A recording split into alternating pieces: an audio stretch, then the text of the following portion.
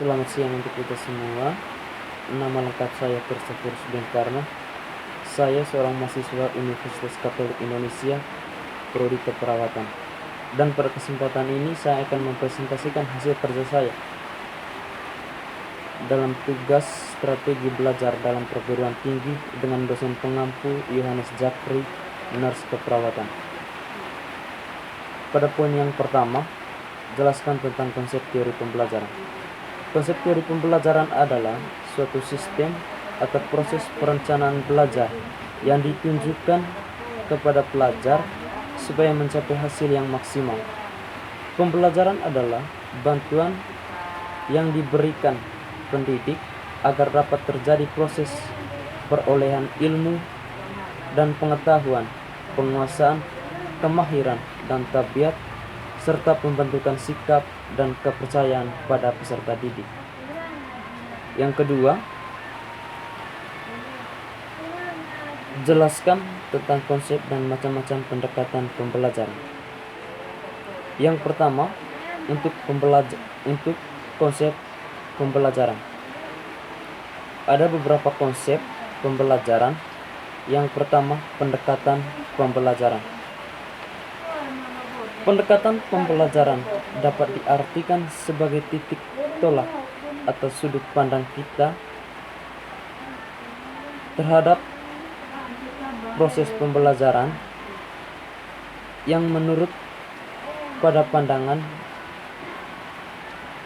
tentu terjadinya suatu proses yang sifatnya masih sangat umum di dalamnya. Yang kedua, strategi pembelajaran. Strategi pembelajaran adalah suatu kegiatan pembelajaran yang harus dikerjakan guru dan siswa agar tujuan pembelajaran dapat tercapai secara efektif dan efisien. Yang ketiga, metode pembelajaran. Metode pembelajaran dapat diartikan sebagai cara yang digunakan untuk mengimplementasikan rencana yang sudah disusun dalam bentuk kegiatan nyata dan praktis untuk mencapai suatu tujuan tertentu. Yang keempat, teknik pembelajaran dapat diartikan sebagai cara yang dilakukan seseorang dalam mengimplementasikan suatu metode secara spesifik. Pada poin yang kedua, tentang macam-macam pendekatan pembelajaran. Yang pertama,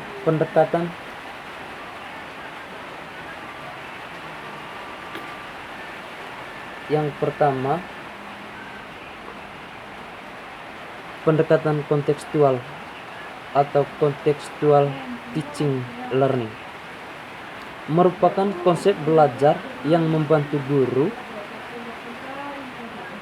mengaitkan antara materi yang diterapkan dengan situasi dunia nyata. Yang kedua, pendekatan konstruktivisme merupakan pendekatan dalam pembelajaran yang menekankan pada tingkat kreativitas siswa dalam menyalurkan ide-ide baru yang dapat digunakan bagi pengembangan diri siswa yang didasarkan pada pengembangan pendidikan deduktif. Dalam hal ini, di sini ditekankan kreativitas siswa. Atau dengan kata lain, dalam poin yang kedua ini, siswa yang menjadi pandutan atau siswa yang menjadi narasumber, sedangkan guru hanya untuk menjelaskan segala kekurangan yang diberikan oleh siswa. Yang ketiga, pendidikan deduktif. Pendidikan deduktif adalah pendekatan yang menggunakan logika untuk menarik satu atau lebih kesimpulan. Yang keempat, pendekatan induktif merupakan gambaran sebagai pengambilan kesimpulan dari suatu yang umum ke suatu yang khusus. Yang kelima, pendekatan konsep Pendekatan konsep merupakan pendekatan yang mengarahkan peserta didik menguasai konsep secara benar dengan tujuan agar tidak terjadi kesalahan konsep. Yang keenam, pendekatan proses. Pendekatan proses merupakan pendekatan pengajaran yang berorientasi pada proses buku. Yang ketujuh, pendekatan open-ended. Pendekatan open-ended merupakan problem yang direkomendasikan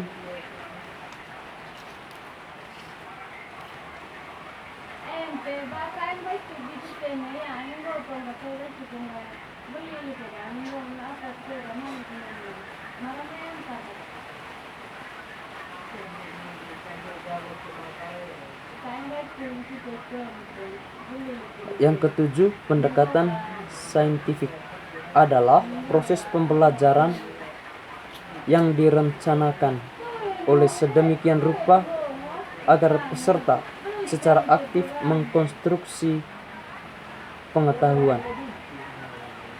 Yang kedelapan, pendekatan realistik. Pendekatan realistik adalah sebuah pendekatan pendidikan yang berusaha menempatkan pendidikan pada hakiki dasar pendidikan.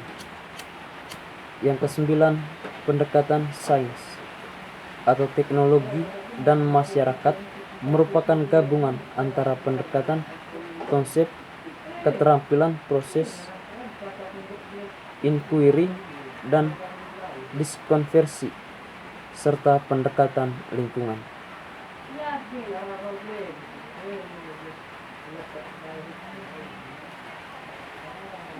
Yang ketiga, jelaskan salah satu teori belajar yang saya ketahui.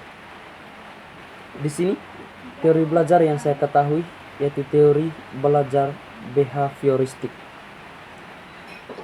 Teori belajar behavioristik berasal dari behavior yang artinya tingkah laku. Jadi, teori belajar behavioristik ini hanya berisi pada aspek kreatif yang diamat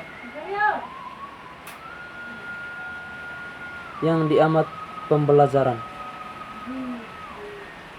Dalam arti bahwa dalam teori behavioristik menekankan pada tingkah laku. Artinya kita belajar, proses pembelajaran harus berasal dari tingkah laku kita masing-masing, dengan tujuan bahwa teori ini untuk membentuk tingkah laku dari setiap peserta didik. Yang keempat, uraian tentang konsep teori belajar behavioristik, penerapannya dalam pembelajaran.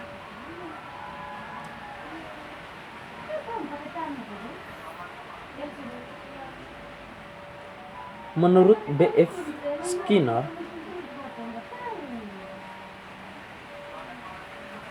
teori belajar behavioristik adalah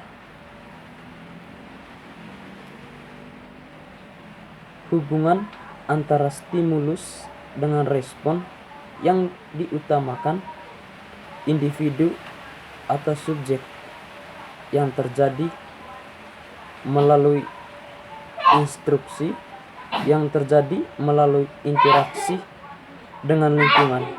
Teori ini menekankan bahwa tingkah laku yang ditunjukkan seseorang merupakan akibat dari interaksi antara stimulus dengan respon. Yang kelima, uraikan tentang konsep teori belajar kognitif dan penerapannya dalam pembelajaran. Teori belajar kognitif adalah teori yang melaksanakan proses pemikiran dan perbedaan kondisi mental serta pengaruh faktor internal dan eksternal dalam menghasilkan belajarnya secara individu. Proses teori ini dalam penerapan pembelajarannya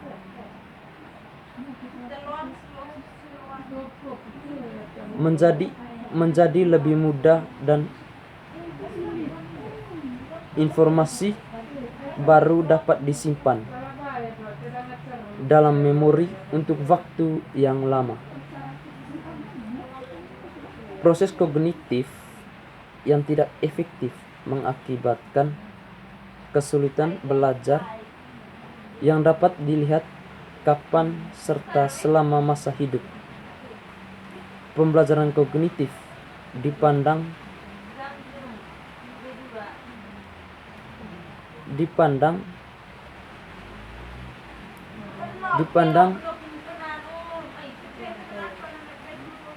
hanya sekedar mendapat stimulus dan menghasilkan respon yang mekanistik, tetapi pembelajaran juga melibatkan kondisi di dalam individu pembelajaran yang berhubungan dengan persepsi, perhatian, motivasi, dan lain-lain. Secara umum, penerapan teori belajar kognitif dalam pembelajaran yaitu belajar tidak harus berpusat pada guru, tetapi peserta didik harus lebih aktif, atau bahan pembelajaran dan metode pembelajaran harus menjadi perhatian utama para siswa. Secara umum,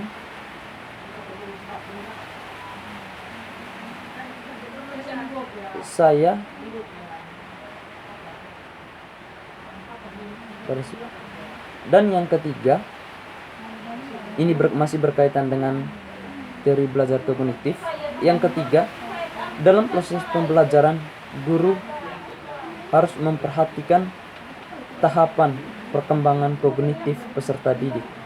Dan yang keempat, belajar harus berpusat pada peserta didik. Yang keenam, menurut saya, pendidikan pembelajaran apakah yang paling cocok dengan karakter belajar Anda? Di sini yang paling cocok hemat saya yaitu pendekatan teacher center, di mana pada pendekatan ini pembelajaran terpusat pada guru sebagai seorang ahli yang memegang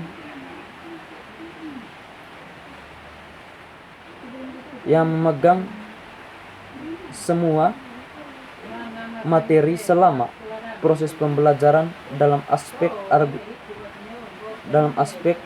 organisasi, materi, dan waktu. Guru hanya bertindak sebagai pakar yang mengutarakan pengalamannya sehingga dapat menstimulus perkembangan siswa. Secara umum berkaitan dengan tugas ini, beberapa soal yang diberikan oleh dosen pengampu Yones Zakri, nurse keperawatan. Secara umum saya ingin menjelaskan bahwa sebenarnya yang paling cocok yang harus diimplementasikan dalam kehidupan di zaman ini yaitu dimana teori behavioristik, yang dimana pada teori ini ditekankan pada kreativitas siswa.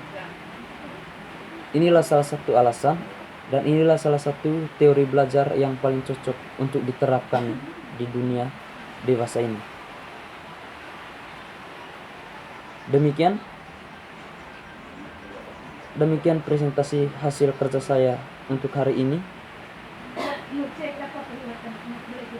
Dan dari dalam hati yang paling dalam, saya meminta maaf yang sebesar-besarnya karena mungkin masih ada 1-2 kata atau ada kalimat yang kurang menyenangkan atau tidak pas. Sekali lagi saya memohon maaf yang sebesar-besarnya. Sekali lagi Selamat siang untuk kita semua dan selamat menyaksikan.